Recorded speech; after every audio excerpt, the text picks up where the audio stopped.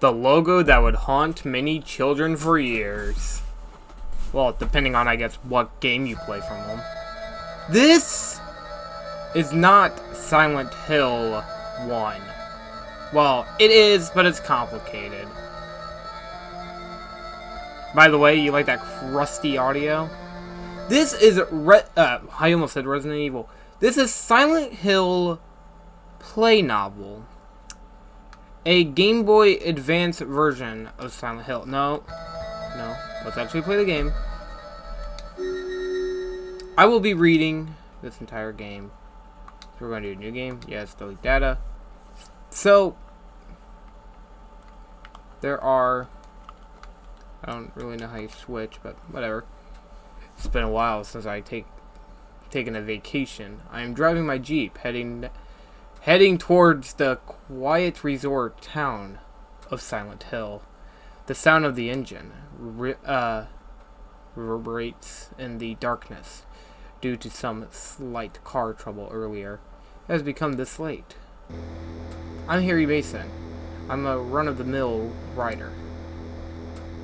Her eyes closed. Cheryl sleeps peacefully in the passenger seat, while Cheryl is my daughter. She is cheerful and lively, and the occasional carefree smile she shows me makes me feel happy.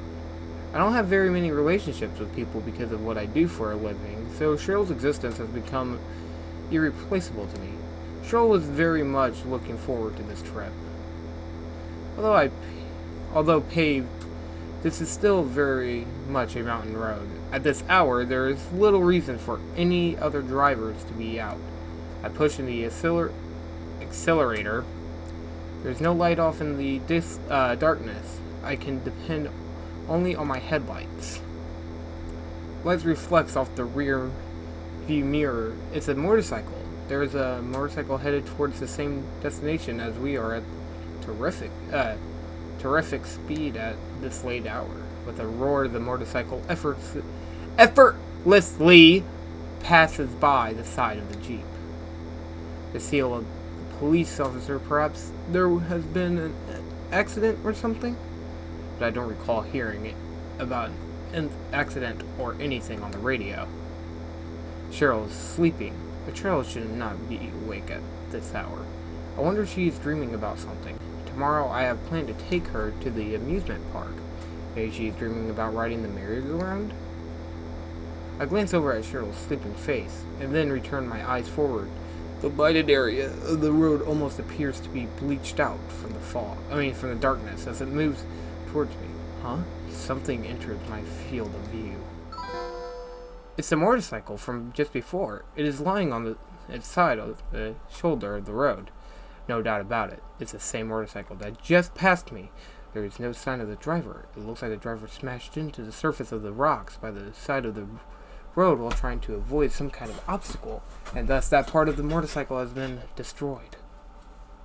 Carefully check the way in which my vehicle is headed. However, I don't see anything that could be an obstacle to my advance in the area. Illuminated by the headlights, a strange atmosphere creeps in around me. The radio reception begins to become erratic. Perhaps I should turn back, but my foot persistently pushed down the accelerator with no intentions of letting off. You can no longer turn back now. Something murmurs within me. Please increase your speed some more.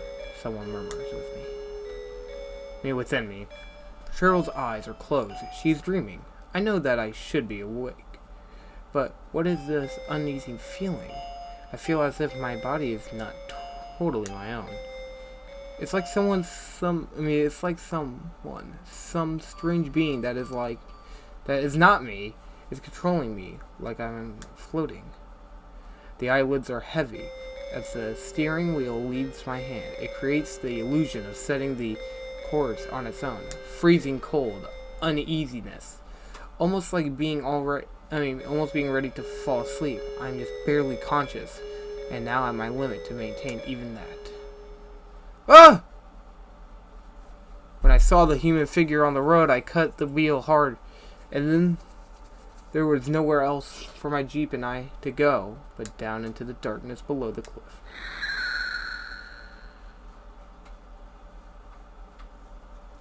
silence pierced my ears as the wind blew. It was accompanied by piercing cold. Where am I?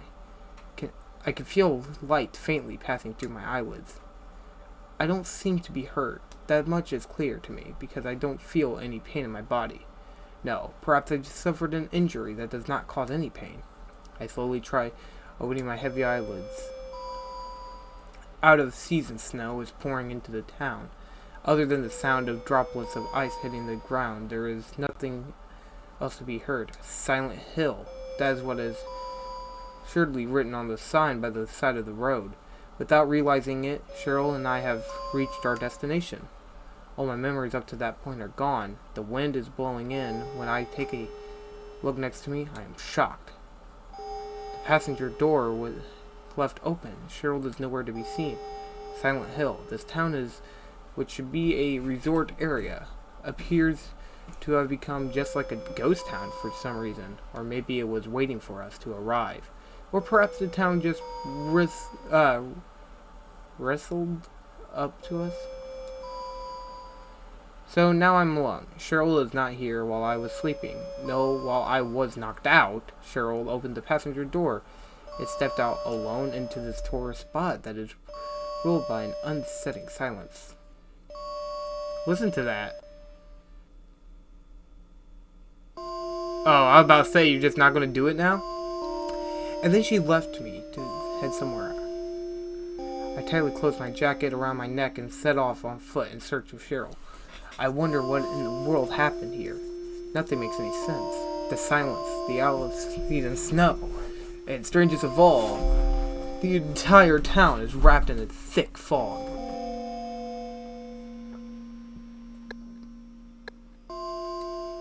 Let's go.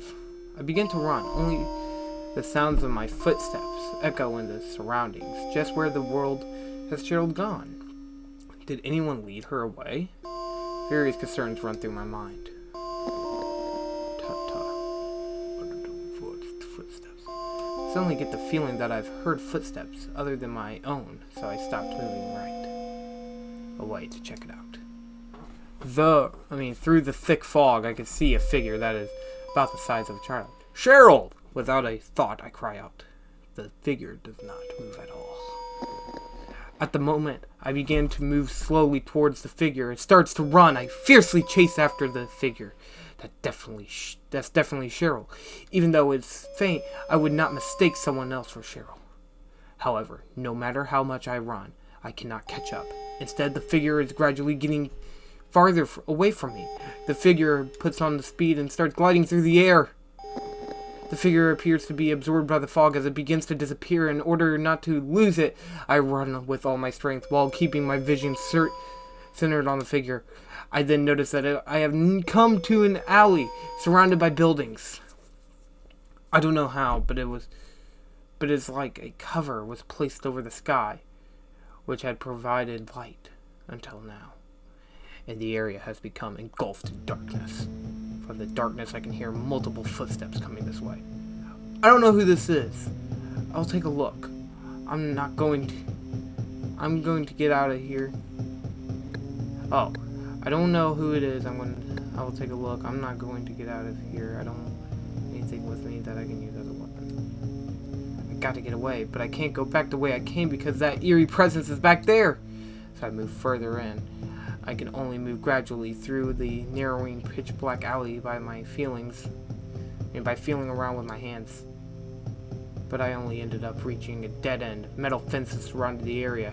They are so high that I don't think I can climb over them.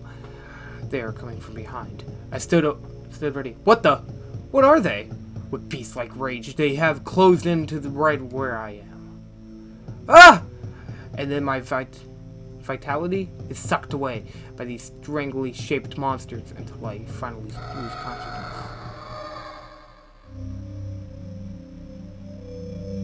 Sybil Bennett. She is a full-time police officer working in the neighborhood.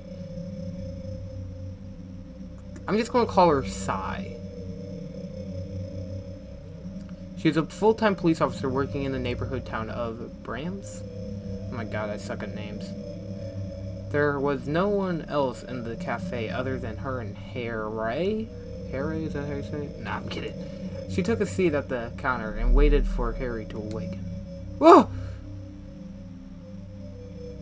Suddenly awoke. Where is this place? Why am I here? Was I brought here by someone? There is no boundary between dream and reality, just confusion. As I lay on the bench seat in the cafe, my eyes closed. My eyes slowly began to focus. The woman sitting at the counter stands and folds her arm. He walks over and looks down at me. She's wearing a police uniform.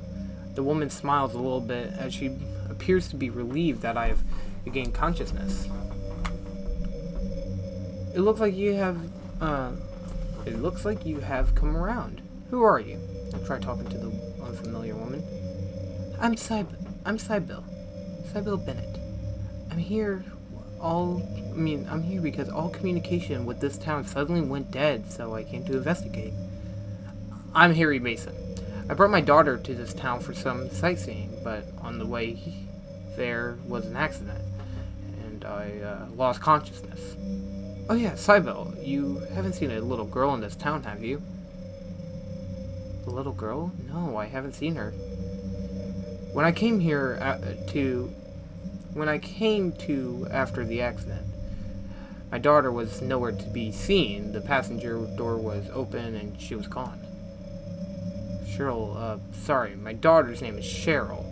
She's a timid person, so it's hard to imagine that she headed out into this weird town alone. Plus, I was there in the driver's seat, and since she gave me no warning, it just doesn't make sense. Are you familiar with this area? There's no sign of anyone. And what is going on with the snow at this time of year? Just what in the world has happened in this town? I said all this while breathing deeply. I'm afraid I don't know either. I still haven't seen anyone other than you. It's like the town is as silent as a graveyard left without even the means to contact any neighboring towns. I see. You also had an accident, right? I thought it was a good idea to head to the police station in this town alone on my motorcycle, but I guess I was going a little too fast. A girl suddenly jumped out into the road. I'm pretty sure it was a girl. I almost hit her. I cut the handlebars hard in order to avoid her. After that, I could barely remember anything. When I came to, I was lying in the streets in front of this cafe, so naturally I came in to get out of the snow and then found you sleeping there. I was having some kind of terrible dream as for if I made it here on my own. Don't remember at all, just what in the world happened with this town? What's going on with everything? Well, the situation is definitely strange. I will head back to Brems for reinforcements and then return here. How about you? She stood and fixed her collar with resolute fortitude. I've got to look for Cheryl. There is no way I can just leave her here alone. I see. I'll give you this, then. You never know when what might happen under these circumstances. If you feel threatened, then pull the trigger without hesitation. I take it. Thanks, I hope I don't have to use it. Thank you, but I'm no good with guns. I don't think Harry would be good with guns. Thank you, but I'm no good with guns. I haven't even touched one. I can't handle it. Amazed. She took a deep breath. It's simple. I'll show you how to use it. See? First you hold it in your right hand, then place your forefinger on the trigger. Don't follow her instructions. Like this. Yes. Now like this? Yes. Now place your left hand on your right so that it doesn't move. This all you have to do is slide this, fix your aim, and pull the trigger. Like this. Bang the bullet.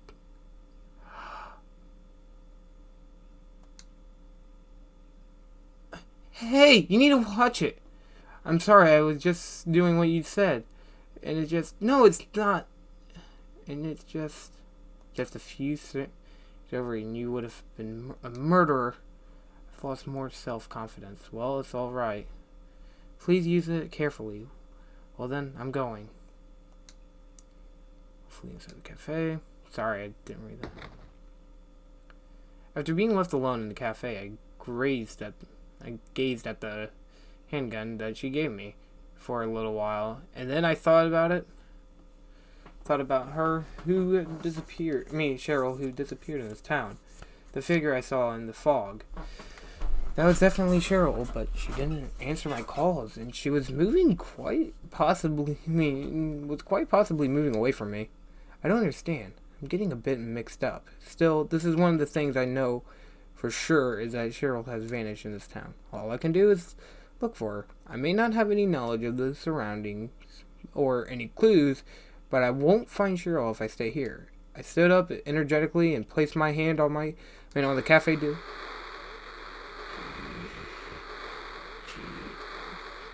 Something is making noise. What is that noise? Somewhere inside the cafe, ain't it? I look around the cafe, I walked in the direction the noise is coming from, and then I picked up the source of the radio. At the moment, the window shaft clattered with a thunder, and a giant bird creature flew into the cafe. No, it's not a bird. It's this creature with the reddish brown skin that looked as if it was burned. His belligerent, pale green eyes. It's clear that my life is in danger. Hide underneath the table, ready the handgun, and experience. I'm outside the cafe. Gotta get out of here. Said I can't move about, however, almost as if reading my mind, it moves to the only door blocking my route, so I can't escape. And right as I think that it has to pull out, it pulled one of the wings far back, it swings down and just missing my neck. Ah! I just barely avoided death, but in the process I ended up falling backwards. However, I didn't let go of the gun. The target is its wing. If I can destroy its wing, then it won't be able to move, and then I can just finish it at my leisure. My one shot hits the wing, blasting a hole in it. The creature loses altitude as it falls to the floor. I can't afford to waste bullets. I crush it with the thick sole of my shoe many times. As its strange cries die out, a red blood stain spreads out on the floor. What the hell? This is not a dream. What's happening to this place? Only the sounds of my fist hitting the table echoes the cafe as my feet my feet, the still warm corpse of the creature lies in the center of a pool of its oddly colored liquid. After leaving the cafe, I decided to first head towards that alley before. Black creatures fly about in the heavens as if searching for prey. I then come to the realization the static on the radio changed based on their movements. The closer the monsters came to me, the louder the static gets. My sight is hindered by the fog, and on top of that, the weather is so bad that snow is falling. So this is extremely important information. I run through the snow that appears to have no intention of stopping, increasing my speed each time the static comes in on the radio. I proceed into the fog. Following the thin thread of my memories, I finally arrive at the alley from before. The evil atmosphere has dissipated, and the light pours in along with snow in between the buildings. I move into the alley, and it's dead ends after a bit. At the end of the alley, I find a familiar sketchbook that appears to have been thrown away. The likeness of me that Cheryl drew is of the cover of the sketchbook. It is definitely Cheryl's. Sketchbook opens. Try opening it. Inside, the following is written in red ink: to school. A long living street. My heater just kicked on. I slipped through the back door of a house that had a dog house, and then head for the school. Then, surrounding gradually with darkness, and only the flashlight on my chest illuminates this strange street. I pass through the entrance of the elementary school grounds. When I open the door that leads into the school building, I see that even more darkness is waiting for me inside. It is possible that Cheryl scrambled those letters to school. I can't be sure whether Cheryl is here or not. It's just that I happen to have a clue either way. A guide map of the school had been tacked to the side wall of the entrance with a rusted thumbtack. After removing the map from the wall, I placed it in my pocket and pushed open the heavy door that leads into the interior of the school building. Oh God. It looks so...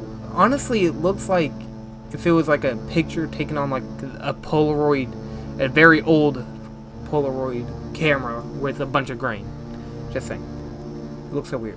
The footsteps in the creaking of the hallway, they sound like screams as if they're reverberations rock my eardrums.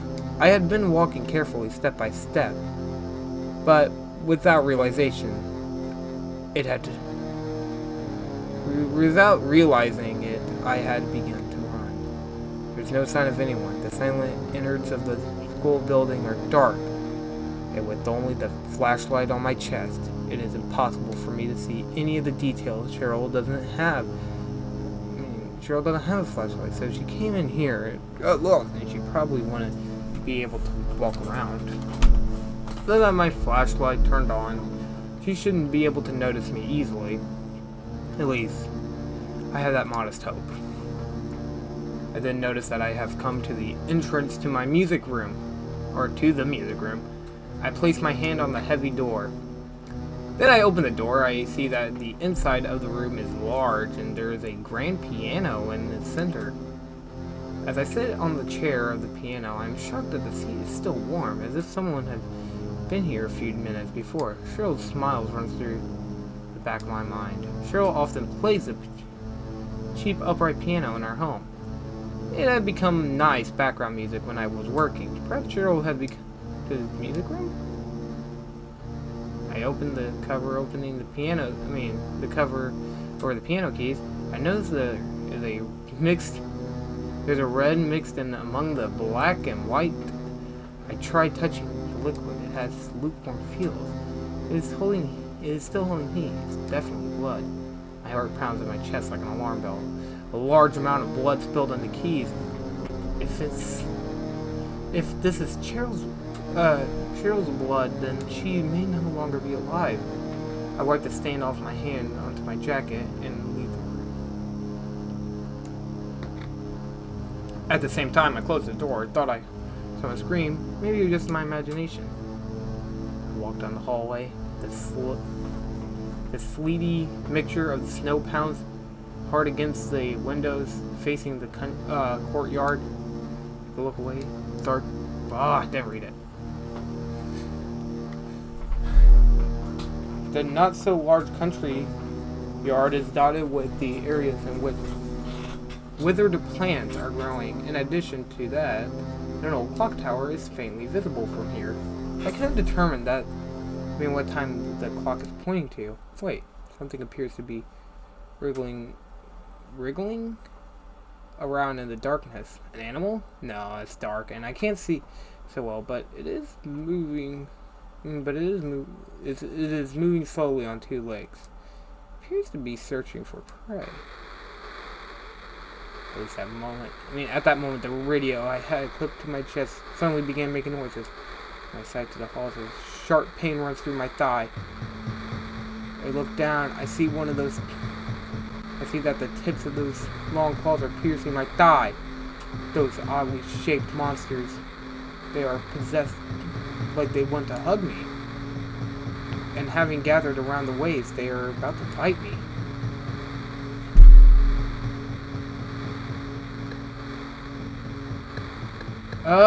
Let's push it up. Right hand, I push it. That part with force, knocking it away. It is then totters. It falls down on its face. That was when I noticed that I had been completely surrounded by those monsters. I raised the gun, I fixed my aim on their heads and pulled the trigger with my trembling index finger. I continued to shoot as each one of them appears. The smoke gunpowder began to fill the air around me, so I placed one hand over my mouth. Even after the noise from the radio had stopped, I could only stand there, paralyzed in utter amazement among their corpses. Is Cheryl alright? She shouldn't have been carrying anything like I mean, that could be used as a weapon. Begin running. I can't just stand around. There is not a moment to lose. Cheryl is waiting for me. Wait a minute. Suddenly my vision become hazy or something, and I rubbed my eyes. When I look back, I see that all the bodies of the monsters have unexpectedly vanished. What? Was I hallucinating or something? I pulled the gun. I pulled the guide map out of my inner pocket and shined the flashlight on it. And then I can confirm that there's a boiler room located in the basement. Feet naturally began to take me there. I descend the stairs to the basement, taking one step at a time. A school building without light. As I moved forward, I am bested on all sides by absolute darkness. As I head towards new fear and new enemies, my feet stop. I have no invitation of stopping their advance. But oddly enough, I don't have a sense of justice. Just want to make sure that Cheryl is safe, to catch her in my arms. That's my only goal.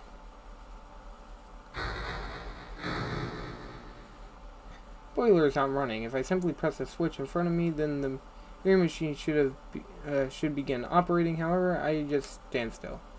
Try pushing the switch, but the boiler doesn't do anything at all. So I try operating the switchboard cover below the switch. Appears that I must somehow supply power from the main boiler supply to the boiler. The power supply is on the right. From the left of the switchboard, a thick pipe extends out and is connected to the boiler. Oh, puzzle. Cool, I love puzzles.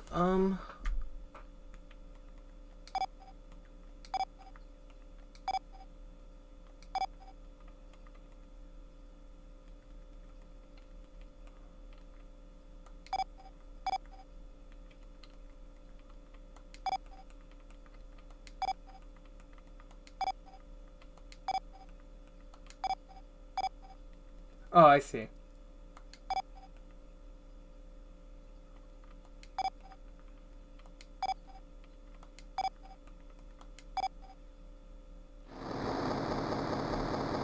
Nice. Got it. I have an instinctive feeling that by pushing the switch that something outrageous may happen. Although, at the same time, I also notice my daughter Cheryl's scream run through my heart, like a sense of duty that makes me feel that I must push the switch. Slowly push the switch. The entire school building shudders as if there was a giant spaceship. Or a giant ship. The entire elementary school building appears as if it been swallowed by Cheryl's heart as she stands alone in the darkness. I understand that I must do something to the country yard. The darkness softly whispered to me. The country yard. The clock tower looks to be about tall enough to reach the third floor of the school. At its base, there is a small door big enough for an adult to enter while bent down. The door After opening the door, it seems to beckon the one standing in front of it to enter with an irresistible mental energy. I cannot resist that power, as I enter the door closest with a hopeless thunder. Inside the clock tower, a physiology lonesome stretch hung in the air.